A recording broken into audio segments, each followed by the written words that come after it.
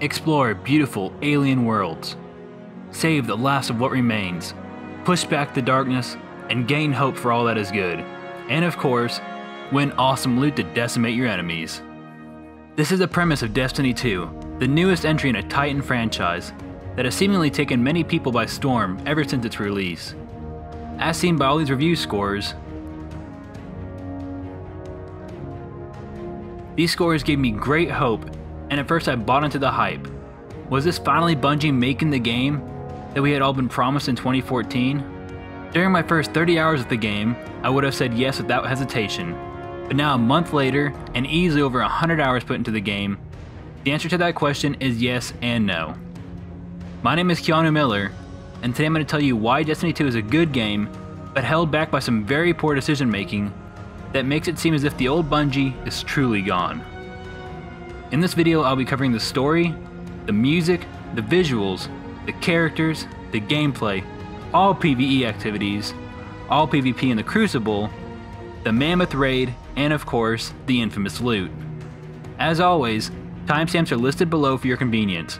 So with that said, let's get started with an aspect that was promoted most in the commercials: Destiny 2's story. The war's over. And we've lost.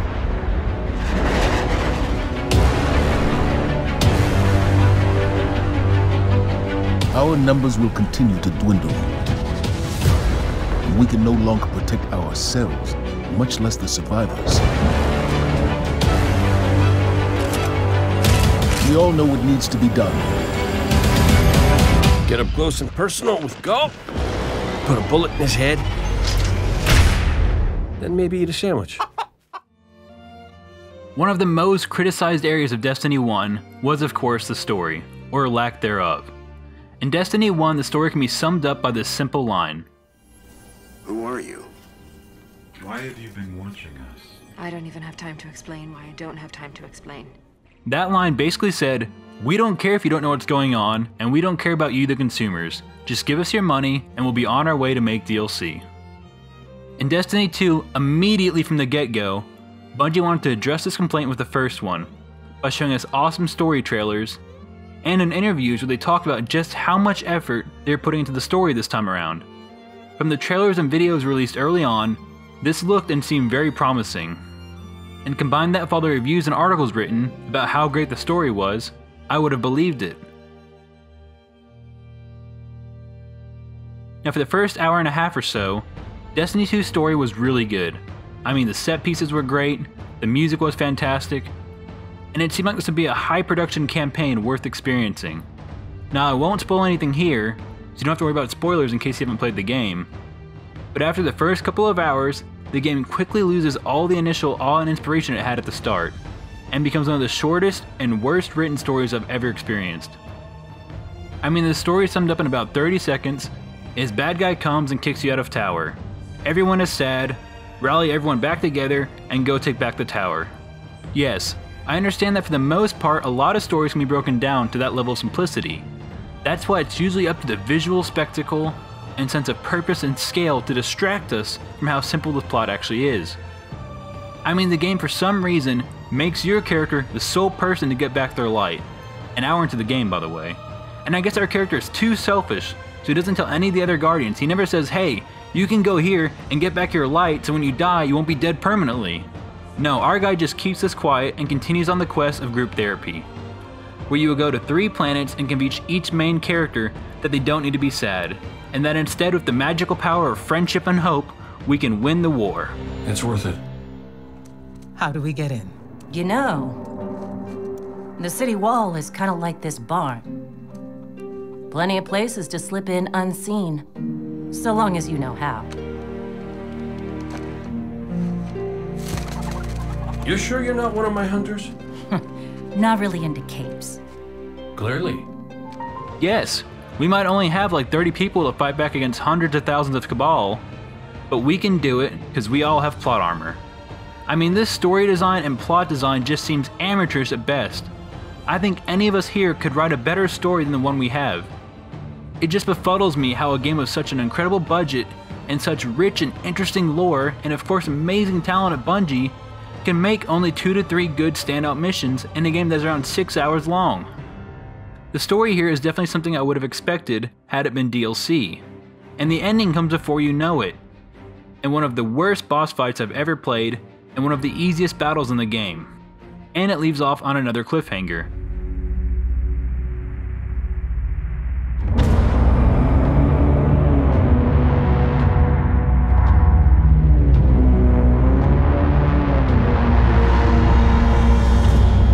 But it doesn't feel like a cliffhanger that was warranted or earned. Okay, now I might have gotten a bit of a rant there, and that is because this is from Bungie, the guys who used to make fantastic FPS stories. In Destiny 2, you are a lone guardian that has to save the world. But you never feel like you are fighting for something. You don't feel or see any stakes. You don't feel for what you are fighting for, and you never feel like you are doing epic or incredible actions. I mean, look at the scene from Halo 2, where the music and spectacle makes you realize that you're the last Spartan and everything depends on you. Just one question. What if you miss? I won't.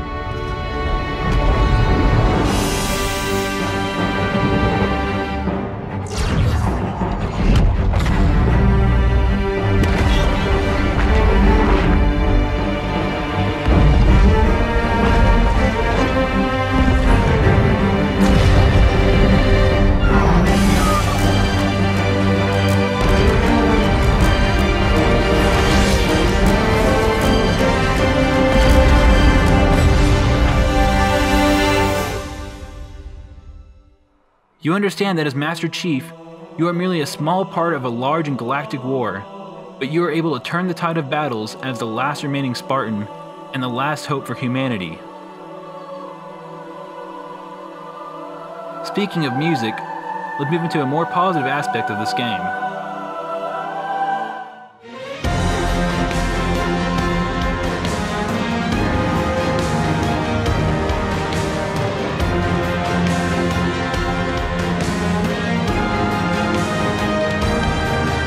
The music in Destiny 2 is great. Everything from the beautiful and subtle violins in the game's opening aspects,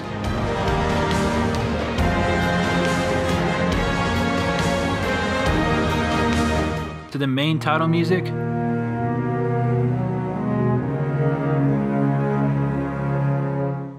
to the adrenaline-packed battle music,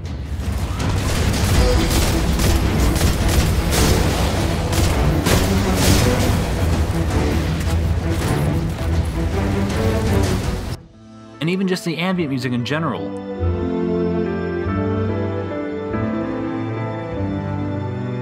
It's really well done and would make Marty O'Donnell proud. There were several times while I was playing this game with friends that we would all say, wow, the music in the background is actually pretty cool.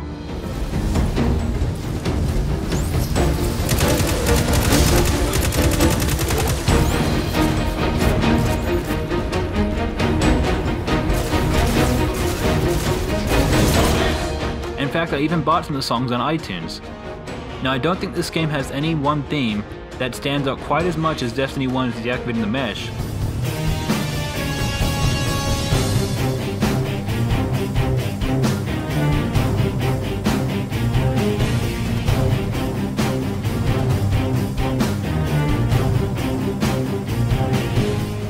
But that is just being nitpicky. The music here is great overall, and it really enhances the scenes it is played in. When the music fits just right with the visuals, it is a real treat.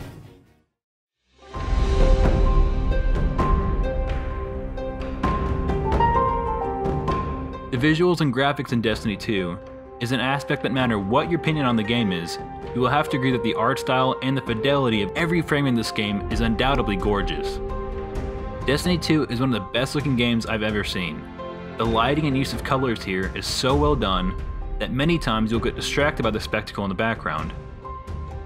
While I think Io is still ugly and a boring planet in Destiny 2, the other planets are all very beautiful to look at. I think Nessus is probably the planet that steals the show here. It seems like a planet right out of the early No Man's Skies trailers, with its mix of lush red foliage and trees, and its gray and orange robotic technology. This planet is something that is sure to catch your eye. The EDZ on Earth is also very pretty, with its Last of Us look to a rundown post-apocalypse city. The EDZ is also one of the largest areas in Destiny to date, and it was one area that I continue to enjoy exploring. Titan, while not very fun to explore, is also a great visual spectacle, with its large crashing waves and humongous stones in the background, where apparently civilization used to thrive.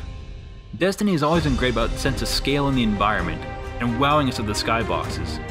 It's a shame then that with such a great sense of scale, we get pulled right back out of the experience with average characters at best. You sure you want to do this? That shard is the reason this place is called a dead zone. We have to, Hawthorne. It's a sign. Yeah, a sign that says dead zone.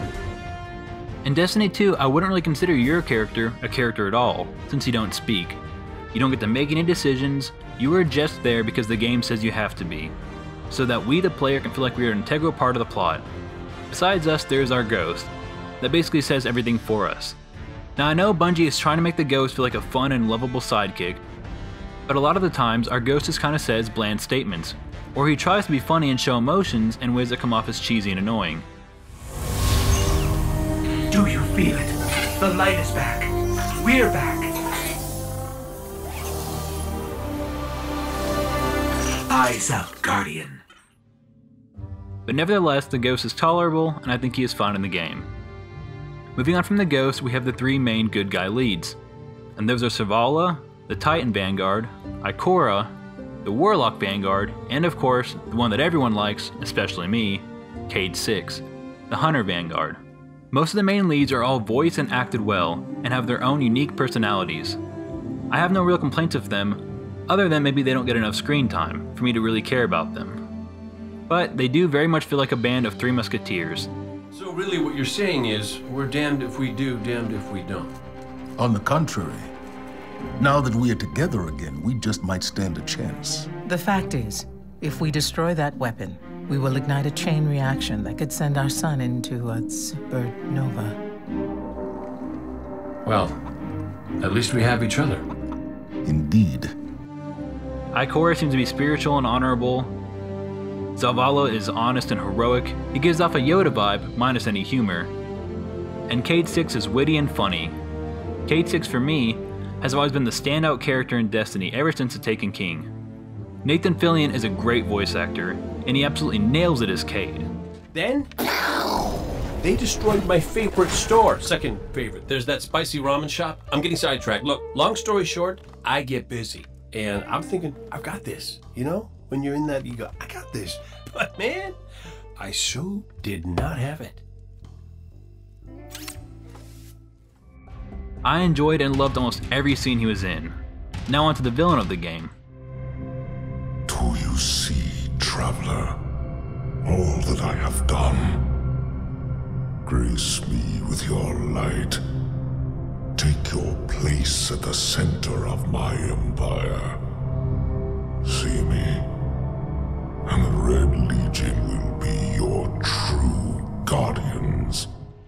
Well, it's not Gary, but instead Gaul. Gaul serves an interesting villain at first, and seems like he will be a very interesting character if further developed. I like how it also seems like he is spiritual in a sense, and despite being able to take everything by force, he wants to be able to earn it due to his own doings or accomplishments. But we only see him in such few cutscenes, and once we finally have to inevitably fight him, he is a massive pushover. The only thing I really remember about him after completing the game is hearing his Vader-esque yell and saying the light.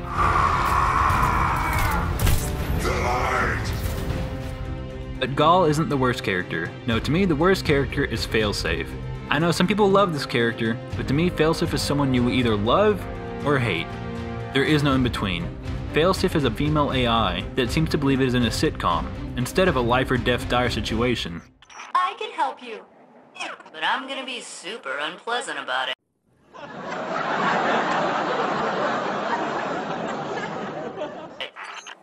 I'm sorry. What? I have uploaded his new coordinates to you, against my better judgment.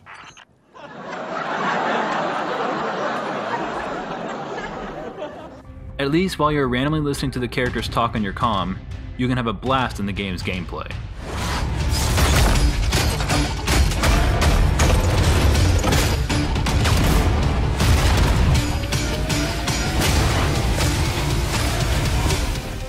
The gameplay in Destiny 2 is perfect. Very few games can make a game feel so smooth and responsive. This is the aspect of the game I know Bungie developed. Those 30 seconds of fun that they were known for in Halo make a fantastic return here. Everything from shooting, to meleeing, to using of specials and abilities is a ton of fun to do, from the beginning of the game to the 100th hour of the game. If there's anything that keeps the game's loose pieces stuck together, it is the gameplay. With lots of new and revamped weapons including the SMGs, sidearms, and grenade launchers, playing around with the game's arsenal is a pleasure, and of course, using one of the many supers in the game is phenomenal, as you feel like a superhero smashing the ground with lightning, floating around and zapping people like Emperor Palpatine, or feeling like a Jedi with the Hunter's Arc Staff. It's a shame then, with such great gameplay, all of the game's PvE activities feel so mediocre to just plain boring. There's still patrols, ambient encounters, materials and chests for you to find, public events that now have heroic objectives, but now they're adventures. Treasure maps for you to follow. Lost sectors for you to discover. Now there's definitely a variety of PvE activities in Destiny 2 outside of the campaign. There's strikes, adventures, dark sectors, public events, and patrols.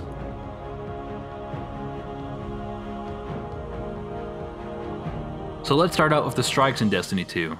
The strikes in Destiny 2 are all very well designed and more challenging than the campaign missions, making one wonder why the same level design wasn't used in the story. But nevertheless, the strikes here are excellent. The first couple of times you play them, it is both fun and exciting. The boss fights are great and well thought out, and the missions have variety in their gameplay. I have spent several hours in the strike playlist, however, thanks to the game's atrocious matchmaking, I have yet to play 2 out of the 5 strikes. I realize for PlayStation there are 6, but for me on Xbox I only have 5. I played the same Spire strike 4 times in a row. 4 times! Why not just let the player vote on which strike to play, or allow us to pick one? Because after the first couple of playthroughs, strikes are no fun and give no rewarding loot. The only time I currently play strikes is during the nightfalls. Those are challenging enough to be a lot of fun and extremely rewarding upon completion. Doing a weekly nightfall is one of the highlights of the game. You're going to meet new characters in the world. They have their own story to tell. They're going to send you on those side missions, adventures. The adventures are filled with new mechanics, new encounters. They're going to take you to new places, and each have their own rewards that's going to make your guardian stronger. Next up we have adventures. Now adventures are prompted as fun and exciting side missions in the game. There are several on each planet and they are all enjoyable. I think the adventures are a nice side distraction, as long as you are with a couple of friends. You have a blast playing them. During the early game, while you are still trying to get to level 20, or are still in the realm of getting 260 power gear and weapons, they serve their purpose. The problem is the loot system attached to these, which I will go into later. After the loot no longer helps you progress at all, the adventures become useless and you will most likely skip them entirely. These same characters are also going to mark your map with mysterious locations to discover. These we call lost sectors. When you descend into these dungeons, you're going to find a cache of treasure and a boss that holds the key. Yeah.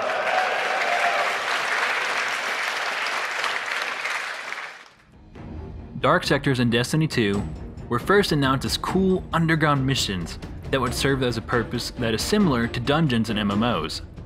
Initially, I had figured these were going to be like mini strikes or mini raids. In the trailers, they promised challenging rooms that you would need your friends for, and after completion of these you would get well-earned and rewarding loot. Well, the dark sectors in this game is where the laziness of the new Bungie makes another appearance. The lost sectors are literally just a room. All you do is eliminate one boss, get his keys, and open up a chest that will give meaningless and low-level loot. Again, this is another problem with the game's current loot system. If you have to do lost sectors for a daily challenge or something, you can do them in 30 seconds max. Just sprint in, kill the boss with power ammo, get his key and chest, rinse and repeat. Public events in Destiny 2 are great for a while. They are now marked on the map, which makes them a heck of a lot easier to find, and they present a fun challenge, at first. Each planet has their own types of public events, and for a while doing this with friends or several more players, you will love it. The only small problem is that there are so few types of public events now, and everyone has all of them memorized to a T, and how to make them all heroic, which means most public events feel like a chore, and I've lost most of the challenge and interest in them. Now don't get me wrong, some of the events are still fun from time to time, but with the game so barren on endgame content, they really should have had a lot more of these ready at launch, as well as added a couple every now and then every couple of weeks to make them feel new. This feels very much like an old school MMO design that Bungie just added in for the sake of having more things to do. Last but not least for PvE, we have the patrols. Now I won't waste much time here, the patrols are literally the most cut and paste cardboard fetch quest design as they come. If you don't have to do these, you never will, unless maybe you want a token. No innovation or any sort of variety here, skip these if you can. And then there's the Crucible. Yeah, I was gonna ask. PvP players, thanks. A competitive multiplayer, the place that brings you into combat with the most dreaded opponents in the world of Destiny. You guys. Like Luke said, we've made some big changes to the Crucible in Destiny 2. We're building it for PvP players. It's now 4v4 across all the game modes. Yeah. Destiny 2's PvP, better known as the Crucible, is the place where the majority of players will spend their time in the game. Destiny 2 is now supposed to be more competitive than ever, with all 4 modes being 4v4. This is Destiny 2's strongest aspect. The gameplay here shines the most, and I haven't had this much fun in a multiplayer game since Halo. Working together with a good team to completely wipe the enemy, or just arming the objective at the last second is incredibly rewarding and a heck of a good time. This is currently my go-to game for my hour of Xbox a night. I have the same friends that I always play with, and we can almost always have a good laugh. The problem is that recently the laughing and smiling has turned into anger and frustration. While the Crucible is without a doubt the best part of the game, in my opinion, it is also designed so incredibly poorly that you would swear Bungie has never used matchmaking or done anything in the multiplayer itch. But they have! This is Bungie! They basically started competitive multiplayer with Halo 2. Here's why I get so frustrated in this game. First off, there are several maps, but a lot of the maps are specifically assigned to 4 game modes. And the 4 game modes are split into 2 categories, competitive and casual. Why are the modes split up like this? I don't know, as there is currently no ranking system or any competitive skill indicator in the game. A competitive game without a competitive option is rather strange. I mean, every game nowadays has a number rank or at least something to show skill levels, such as bronze, silver, platinum, diamond, or something. Almost every game has a ranking system like that. Yet here in Destiny 2, you can't pick what game mode you play, you can't pick what map you play on, and you can't see any indicator of skill. This is a pretty big problem in multiplayer, even Iron Banner, but this problem shines most in Trials. Now I know Trials is supposed to be difficult and hard, but it should at least be winnable. The problem with Trials can be seen on any LFG website, where you have people forming hundreds of stacked teams of KDs above 2.5 or higher. They just go through wiping and cleaning up. And if you get slaughtered by a team that has won 5 times in a row, and you've lost 5 times in a row, guess what? You'll probably get matched up with them again the next time. I mean, is there any sense of matching in this game? Has this new Bungie had a mind wipe on how to design anything competitive?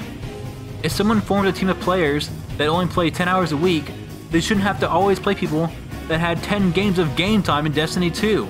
And the cherry on top is several times the game has frozen while we were winning, and kicked out one of our team members, causing us to lose an easy win and making us rage quit.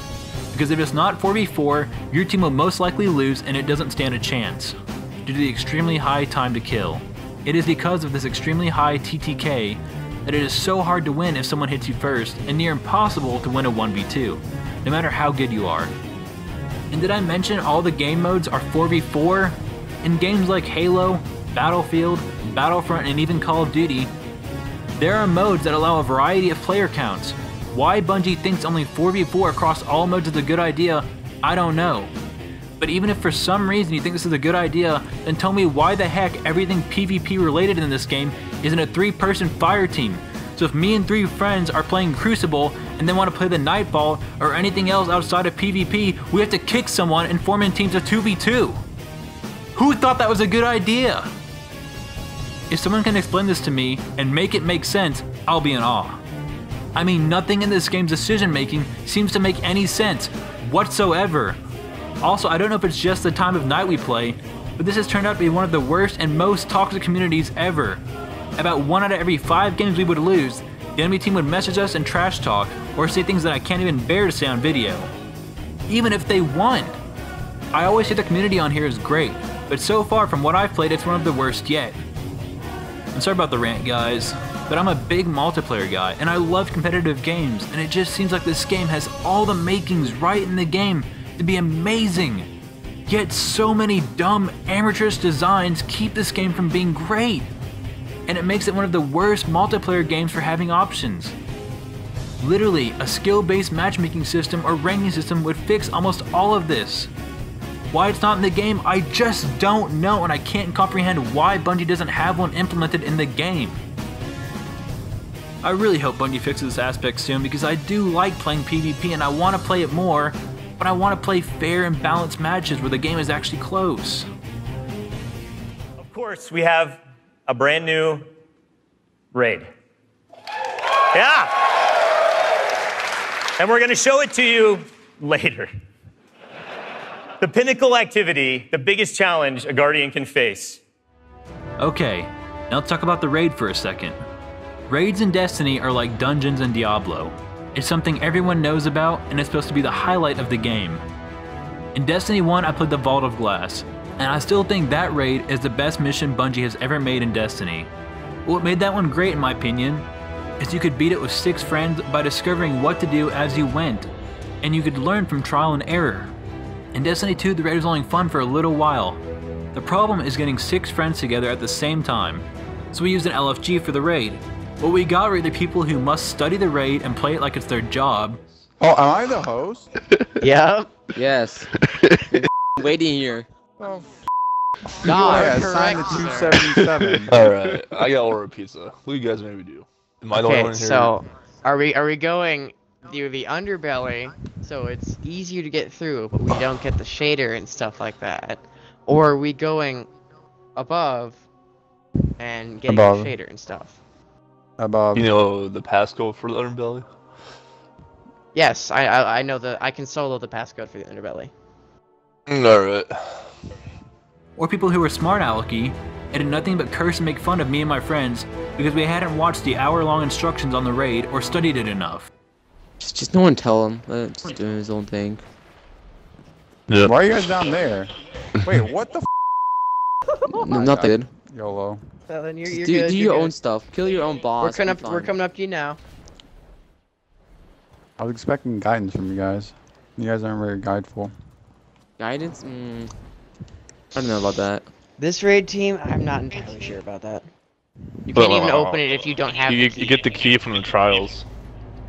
What? What? Oh wait, no, never mind. What you're talking about? Never mind. Oh, I thought you were talking about Trials of the 9 for a second there. I'm like, hold up, Yeah, this that's what I thought. this ain't adding up.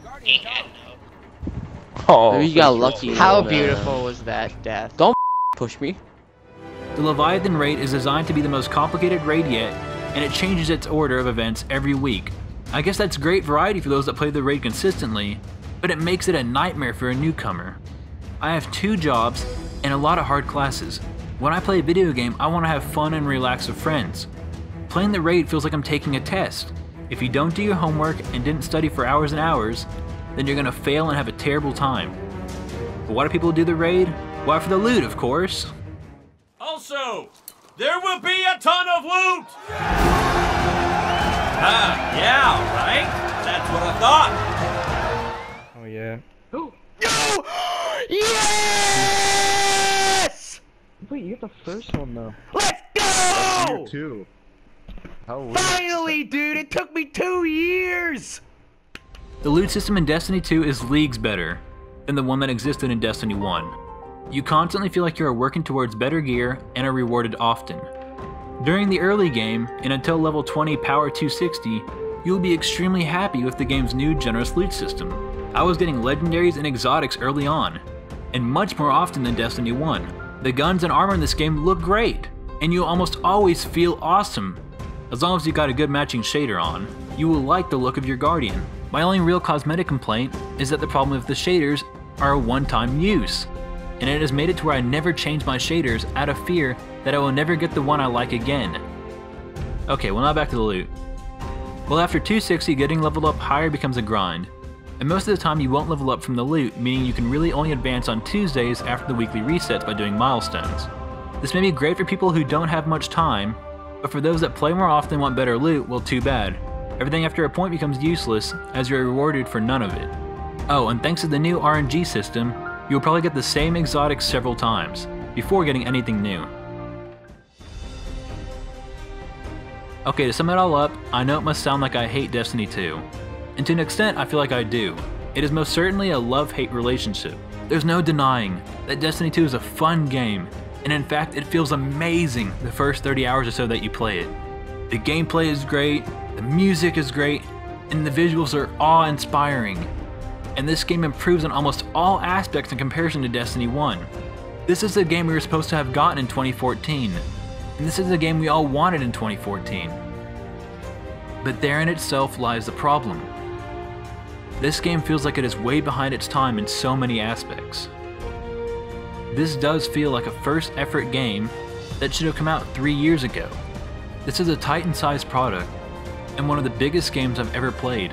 Yet somehow it still feels extremely average, thanks to several aspects that are horribly and lazily designed, along with zero effort to make the multiplayer have options or be balanced, despite Bungie wanting this to be very competitive. So now I'll give my ratings on all the game's categories, along with an overall rating. For story, 4 out of 10. Music, 8 out of 10. Visuals, 9 out of 10. Characters, 5 out of 10. Gameplay, 9 out of 10. PVE activities, which includes the strikes, patrols, public events, adventures, and dark sectors, 6 out of 10. PvP or the Crucible, which includes competitive, casual, Iron Banner, and the Trials, 7 out of 10. The Leviathan Raid, 5 out of 10. And of course, the infamous loot, 7 out of 10. And if you do the math there, you get what I feel the game deserves, a 6.7 out of 10.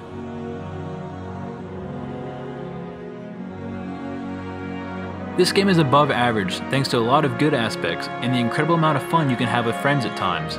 If you have nothing else that you are currently playing, or play online with friends quite often, then you should probably pick up this game. If you are a solo player, or someone who is comfortable with the games they have now, then this game is either wait for a sale or pass entirely. It is a game that I can see myself giving up incredibly fast once I have Battlefront 2 and COD World War II. Those will become my go-to multiplayer games. Destiny 2 just feels like a lazy, average sequel from a company with so much potential. I can't imagine how they expect to compete with a game like Anthem. Unless they seriously step up their game, Destiny 3 will have a very hard time competing with Anthem.